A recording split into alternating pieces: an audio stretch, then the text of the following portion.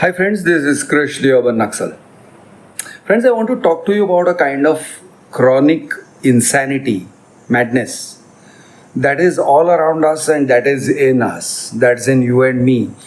Now, when I use the word madness, you may say, Krish, but I'm totally sane, we all are totally sane, we are holding down good jobs, we are good members of society and so on and so forth. Yeah, all that. But listen to what I have to say and consider for yourself whether you're as good as you could be or whether your capabilities have degraded by 10, 20, 30, 40%. And every day your capabilities are degrading just a little bit. Are you at your fullest or are you being chipped away, eaten away? Like a piece of furniture being eaten away by termites. What exactly is happening to you, your life, your relationships, your decision making powers, your mental faculties? We are all gradually being driven mad, or we are already mad by about 20-30% relative to a kind of baseline of sanity. Now, what is that baseline of sanity to which I am going to compare our present state? Let me explain. My baseline of sanity is that a person functions, he speaks, he listens, he communicates, he thinks, he takes decisions that will affect his life and does it in a timely and competent manner. Wakes up in the morning, gets up, says good morning to his wife, his kids, asks his son how he's doing or where he's going. And his son replies, tells him that he is getting ready for his football match, he is about to leave.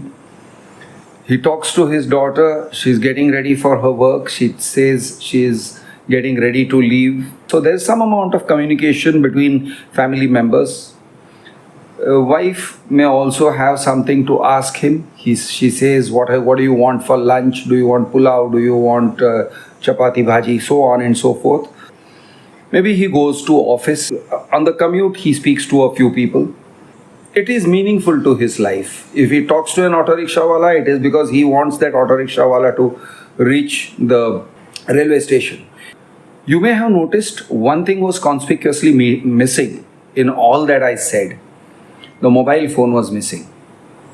The smartphone was missing. So in all that I said, the things that I didn't say were the things which are driving us slowly insane by overloading our communication. Not saying that everything that the smartphone does is a bad thing, but compare the earlier scenario that I just mentioned with Krish with the smartphone. So Krish gets up, checks his phone, messages, answers a couple of text messages or at least scrolls through all his WhatsApp messages that may have come during the night. Sometimes Krish is woken up earlier. He usually wakes up at say 7, but he's woken up at 6 by a message or woken up at 4 a.m. by a message. He reads it. He's not switched off his phone or he hasn't put it on silent. So Krish reads his messages at night. He reads it. So what happens? He is having a disturbed sleep. He is losing sleep. He gets up in the morning. He says hi to his son, or maybe he doesn't say hi to his son. He doesn't say hi to his son because he is busy scrolling through his messages, scrolling through his smartphone. Krish had tweeted something the previous night. He thought it was very smart. He's participating in a political argument. So he had tweeted something about Rahul Gandhi and Modi and blah blah. So Krish is busy looking at how many likes he got for the tweet, how many retweets he got. So I'm going to do all that, and in the midst of doing all this, what do I not do? I don't say hi to my son. I don't say, so where are you going? I don't say, so, you're going for football, what time you're coming, blah, blah. No, that communication doesn't happen. My son is closing the door, boom, the door closes. He's gone. The earlier level of communication that should have been there is degraded. my daughter getting ready for office. I have not had time with her. She may not have time. She might be too busy scrolling. Maybe she is scrolling through messages. I ask her what time you're going for office. Maybe she doesn't reply. Maybe she's too busy. So the communication doesn't happen. And then I talk to my wife, or maybe my wife talks to me, but I'm busy scrolling. Or my wife is busy scrolling. So I say, hi, how are you? Good morning. How are you feeling today and all that? And she is like, yeah, fine. And then she quickly calls up one of her friends. And then I leave for office.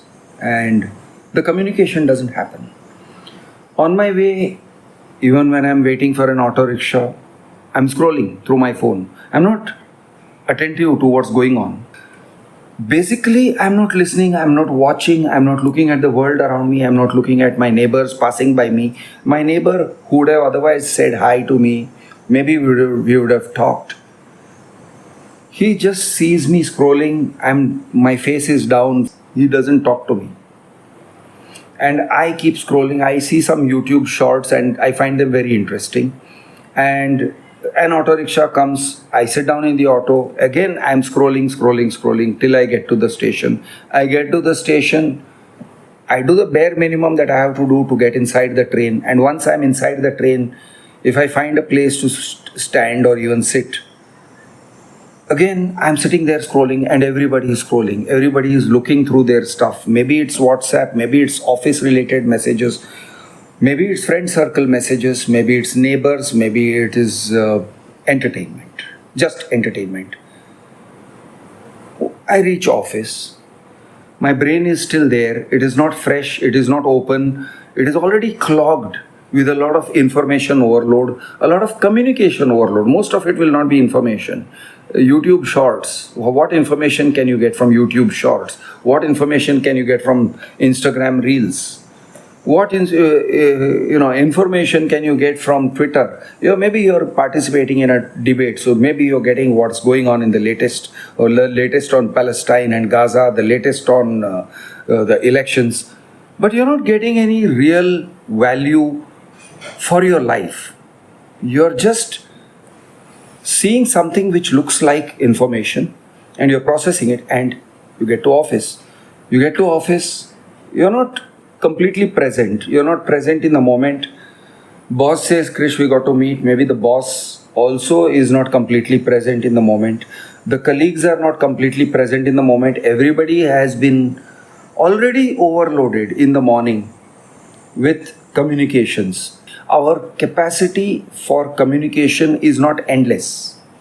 Our capacity for communication, for meaningful processing of words inside our brain, and for meaningfully doing something that is responsive to the other person, and for doing it not in the bare minimum way but in the best possible way.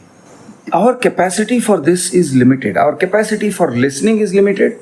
Our capacity for speaking is limited, and I've already spent a very large part of my capacity tweeting or participating in WhatsApp debates on some WhatsApp group, or writing comments on a YouTube video. So I have already used up a large part of my verbal capacity, and then I'm listening to my boss, but I'm listening with degraded capabilities. My capabilities are degraded. So think about it like a windshield of a car, but the windshield of the car is already a bit dirty. There's mud on the windshield. So all the information doesn't come through. Or think about it like a person who's listening but who's distracted. Who's listening but who's not entirely there. He's fuzzy. He's fuzzy-minded. He's not able to retain information. He's not able to process what you're telling him. It's like a guy who's a little bit drunk, like one peg down. Not so drunk that he can't interact with you, but so drunk that he's not exactly getting every word that you're saying. He's getting 6 out of 10 words that you're saying, and he's kind of joining the dots and coming to some kind of a conclusion. So his processing capabilities are degraded. Now, with this processing capability, a degraded processing capability, I go to office. I talk to my boss. My boss also similar situation. He has been watching Instagram reels or he has been participating in Twitter debates. His brain is half there and he tells me something. He communicates poorly. I hear it poorly.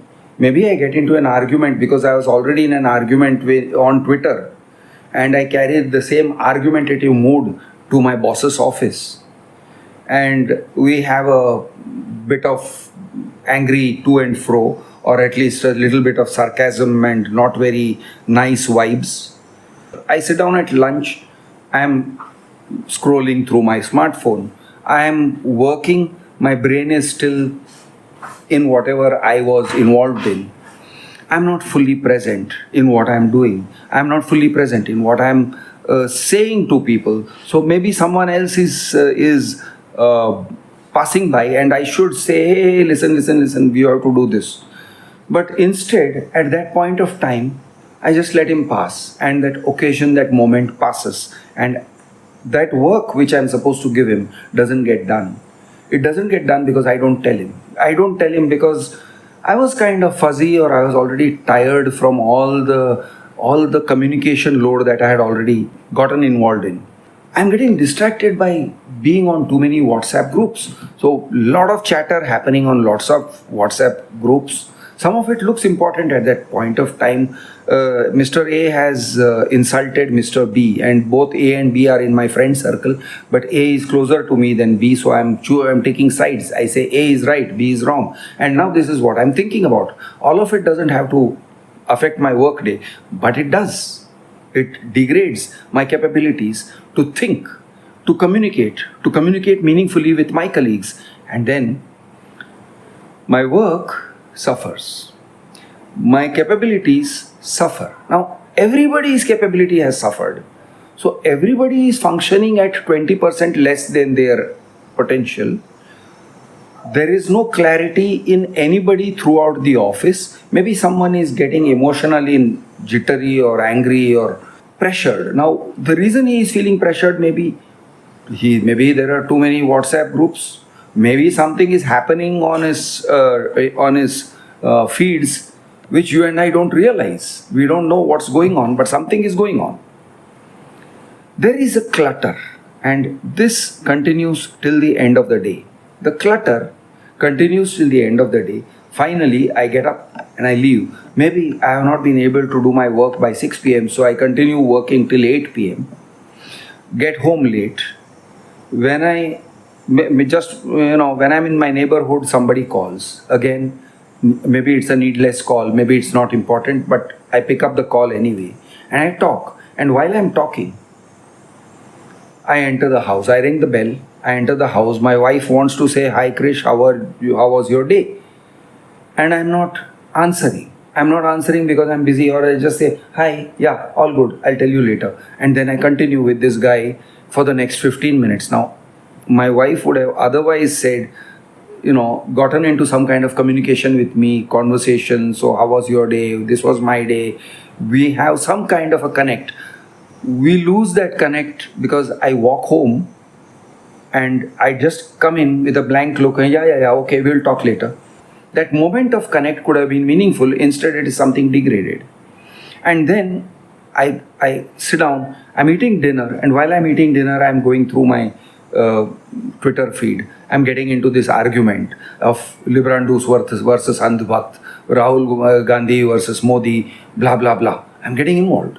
Now, I want to ask you, so we had a baseline and then we have a normal human being, the way we are now. My argument is that the baseline personality is connected to the world that affects us. We are connected with our lives. We are connected with our family members. We are connected with our work. And the communications that we engage in are real life important communications that matter. Communications which should happen, which should deepen, and should be as well thought out as possible. You have to be in the moment. Instead, none of us are in the moment. All of us are abstract, thinking like zombies. We are like zombies. We are doing something, but we don't know why. We are scrolling. For example, I start scrolling through WhatsApp shorts and YouTube shorts or WhatsApp messages, and I can scroll for hours. I can end up scrolling for hours. Hours will pass. I'm trying to maintain connectivity through a task. I want to do a task.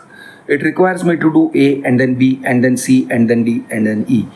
I have to do that in the most efficient way possible. Instead, I stop because I stop to check my Twitter. And then I see something, I gotten 5 likes, now I want to know who liked it.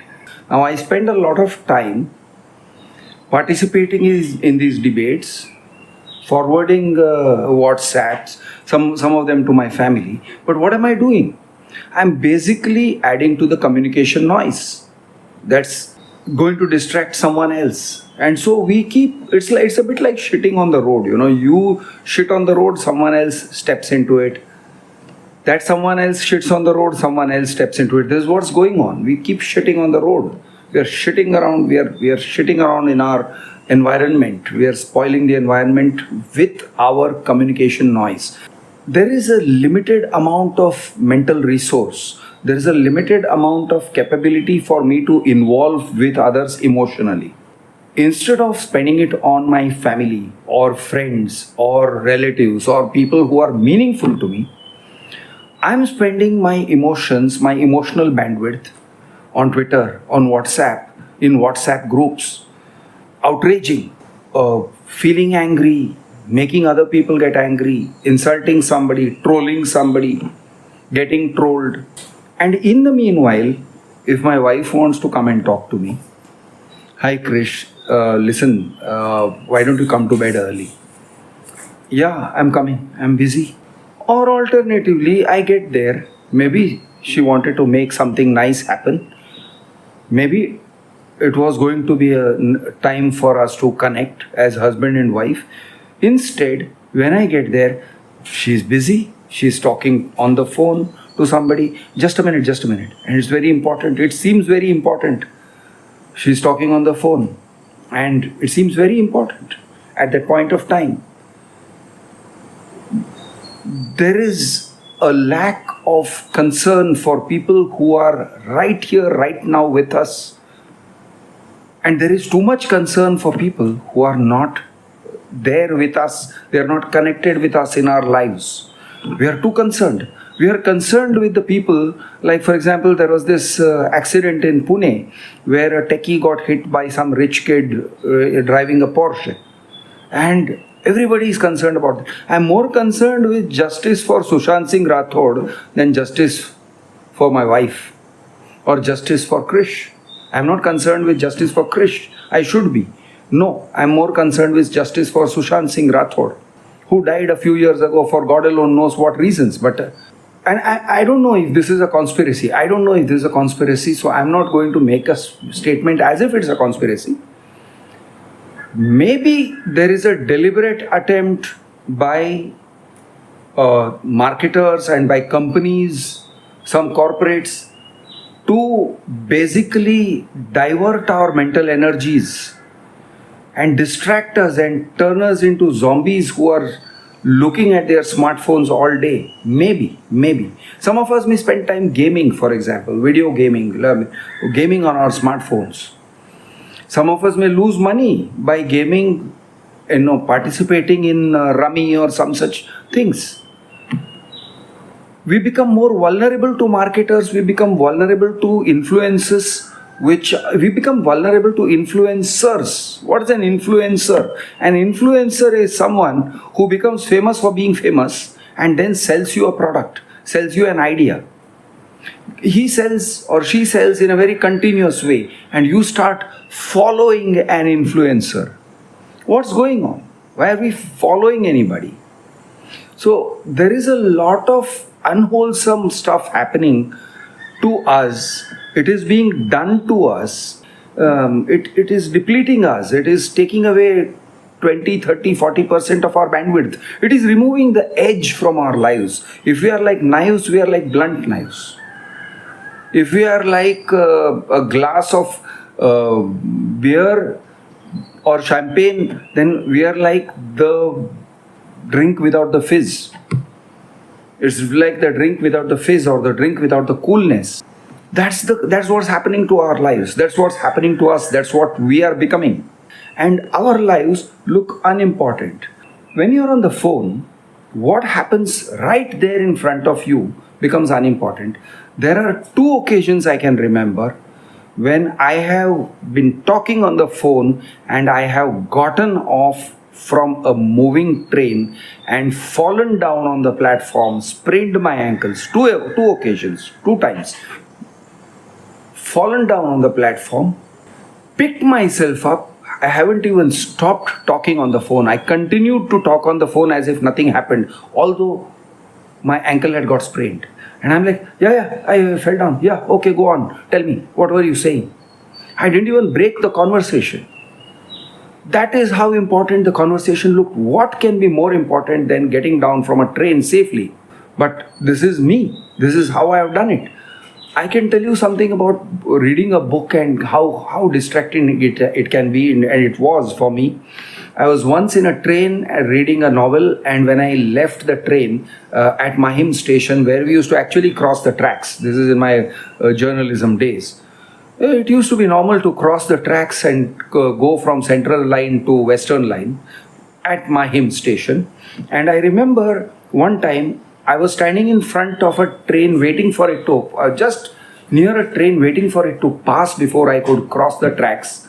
And I had been reading a novel, so the thing was still in my mind. And I just started to cross the tracks when the train honked and whooshed in front of me. If I had stepped in front of that train 1 second earlier, if I had moved 1 second earlier or half a second earlier, that train would have hit me, probably killed me, or at least cut off my arm or leg. I was saved that day. I was saved that day by just chance, right? Dumb luck.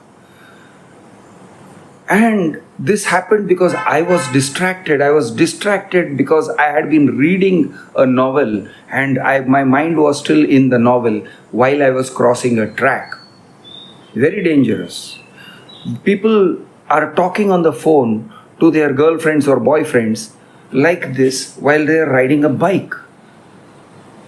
If the topic is engaging, there are videos of people who have crashed into cars and done whole somersaults because they were clearly talking on the phone like this and they failed to hit the brakes in time or failed to steer in time, failed to respond to what's going on around them, and it really affects them and they fail to respond. This is what is happening to us. We are failing to respond to what is important, what is happening around us, what is actually crucial for our lives. We have become zombified, acting absent-minded, not being present, not taking timely decisions, being on WhatsApp or being on YouTube or just listening, watching a couple of hours content every day seems more important than the mundane task of my life. These things, watching a YouTube short or an Instagram feed or something like that, watching social media or participating in social media trends or Twitter or things like that, seems more important than your own life, than the mundane tasks. Now, this on a continuing basis, daily, day by day, week after week, month after month, year after year, is like an erosion in the quality of our lives. There is an erosion happening in the quality of our lives. We are being eroded away as human beings, as individuals. And sometimes a relationship will break. And why will it break? Because you are not being attentive. Or you will lose a job. Why will you lose the job? Because you are not being attentive at your job. And your boss said, what is this attitude? You're not paying attention to your work. You're slacking. He doesn't know he's also slacking, but that's not what he's going to fire you for. He'll say, you are slacking. You're not paying attention. You're not doing your job. We as individuals are hurting ourselves or are being hurt by this force, this thing that has become present, omnipresent in our life. What is it? Communication overload. We are communicating too much. Most of it is meaningless. I would say 80 to 90% of it is meaningless, communication overload. Information overload. We are listening to too much, watching too much. None of it is mattering in our lives. None of it has any importance in our lives. Entertainment overload. We are entertaining ourselves watching dance reels and music reels and meaningless little shorts. It is not even the full tune, it is just the hook step. Just the hook step, but we watch it again and again. Entertainment overload. So, what the hell is going on, guys? What are we doing? We kind of betray ourselves when we do these things. Let me give you an example of people coming to the gym. I frequently see a lot of people coming to the gym. They sit down on one of the benches or they lie down on the leg press machine and then they start watching reels, or they sit down on the exercycle and just watch reels or just watch a video, or I don't know, that kind of trivial activity. Now if you're on the exercycle, maybe you're cycling, you're still exercising. You may not be exercising optimally, but you're exercising. If you're on the leg press machine and lying there and watching reels, you're not exercising and you're preventing someone else from using the gym. You're preventing them from using the leg press machine, but that's what you're doing. So people exercise suboptimally. They don't exercise well. They come to the gym to exercise. They've given themselves 1 hour, 2 hours sometimes, a long period of time sometimes to exercise. And they don't.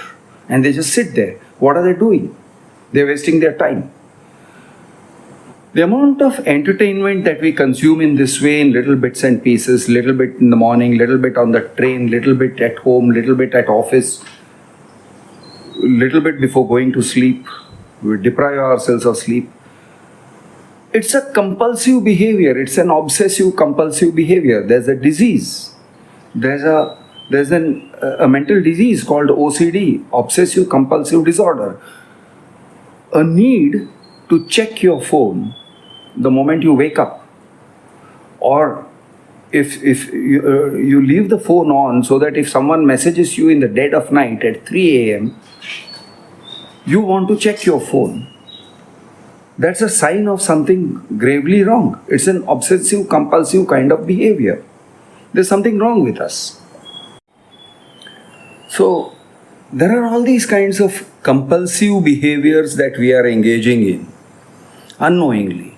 Scrolling. I can assure you that there are times when I have set out to do a task, and in the middle of the task the thought comes to me, hey listen, why don't you just check out WhatsApp or check out Twitter. And then I say, yeah, I'll just take a second, I'll just take a minute. I end up wasting half an hour or an hour. I end up not finishing what I had set out to do. Whatever I was doing, if I had to do it sequentially 1, 2, 3, 4, 5, 6, I break the sequence by doing something else which is meaningless to the task, which is unnecessary. A little bit like, okay, let us watch a couple of reels, and then end up watching 15 minutes of reels or half an hour of reels or shorts or videos or something, entertainment, and then going back to the task. So from the perspective of that baseline that we talked about, is this sanity or is it insanity? Are we not distracted people? We seem to go around like distracted zombies. Instead of being able to complete the task in half an hour or 1 hour, we will take 3 hours for the same task because we are moving through it like distracted zombies. Maybe the quality also suffers. There's all kinds of implications. Using social media with earphones in a public space. If you are in a gym, you are not alive to what is happening in your gym environment. People are talking to you. Someone says hi and you don't notice them. So your social interactions are suffering. And it's continuous. It's going on all the time. Earphones become a habit. And people will act like you're deaf. They will ignore you. So you're acting like you're deaf. So what is this? If it is not a sign of madness, if it is not a sign of someone who is not 100% there and someone who's only 70, 80% there or 50% there as in present in the world, what is this if it is not insanity? Now, when everybody has got this insanity, it starts looking like normal. Insanity looks normal. It reduces our sleep. It invades our lives. It invades various aspects of our lives. Oh yeah, all of it is normal. Everyone does it, Krish. Everyone's doing it. What is the solution? The solution is quite simple. Use your phone the way it's supposed to be used, like a phone. Use it like a phone. Don't use it like a smartphone. Use it less like a smartphone. Wean yourself off it. Consume less entertainment. Consume less of mindless, meaningless entertainment, for sure. Do less of networking. Jump out of groups. Drop the groups. Delete the groups. Reduce the number of contacts. Don't respond to the phone. Limit the number of hours for you to be available on the phone to maybe 3 or 4 hours. Limit the number of people to whom you are available. Do less of it. Do a lot less of it. Or be available to them only on a Sunday, or a Sunday afternoon. Don't be available to people all the time. Reduce your availability. Can be done. And I'm doing it. It can be done. You can reduce your availability to 2 or 3 or 4 hours a day. That's it. The rest of the time you're not available. You're doing your own thing. You go to the gym without your phone. Leave your phone when you're going to the gym or you're going for a walk. Leave it home. Put off the phone at night. Switch it off. Don't start the phone in the morning. Don't start it for half an hour, 1 hour after you've woken up. Have your cup of tea. Talk to your family members. Then when you're leaving for work, start it. Start the phone 10 minutes before you leave. When you are in office, switch it off. Put it on do not disturb. Then do your work. Just put it on do not disturb mode. Be off. Be offline to people in general. The fear is, oh, maybe somebody needs me, maybe someone needs me badly. If someone needs you badly, they will reach you. They'll find a way to reach you. The earth won't crash and burn without you being available to them. No earthquake, no earth-shaking event is going to happen for the most part. And then, in the evening, switch it on, listen, talk to some people, and then switch it off again. And get home, switch it off. You should have switched it off before you got home. Or you switch it off when you get home and then be offline. And be there in the moment. So, the solutions to this kind of collective insanity are really very simple. They are very commonsensical. There's no rocket science there, and we all know the answer. It's like kicking a habit. It is like de-addiction. We have to get ourselves off the habit. We have to consciously stop this, this madness. And when all of us are doing the same thing, we are a mad society. We are a society of mad people. We are a mad civilization. We are an insane civilization. We are a civilization of zombies who are going around with inattentional blindness. You know what inattentional blindness is? It's a kind of blindness because you don't see things when you are not paying attention to them. So, you forget things, you don't have a memory because you're not paying attention to it. You don't see it. Sometimes things are right there in front of your eyes. You don't see it. Someone's trying to give you a message. You don't see it. Someone's trying to talk to you and someone's trying to get through to you and you don't see it. You don't understand it. You don't hear it. Be aware that it is not a temporary thing. There is something desperately wrong. It is not something minor. It is not something you can ignore and get away with. If something is degrading our lives by 20, 30, 40%, threatens to degrade the whole of our lives, our relationships, our job, our performance, our day-to-day life, our experience of this world, it's not something you can just ignore and take lightly and say, no, that's all normal. This is what the 21st century is about. No, we need to reject this. We need to reject something which is taking us off and away from our humanity, from our humanness. I think we need to kick this habit. We need to either kick it out cold turkey or limit it very drastically. That's basically the point that I'm trying to make. I am your friend Krish, the Urban Naxal. Jai Maharashtra, Jai Hind, Jai Jawan, Jai Kisan.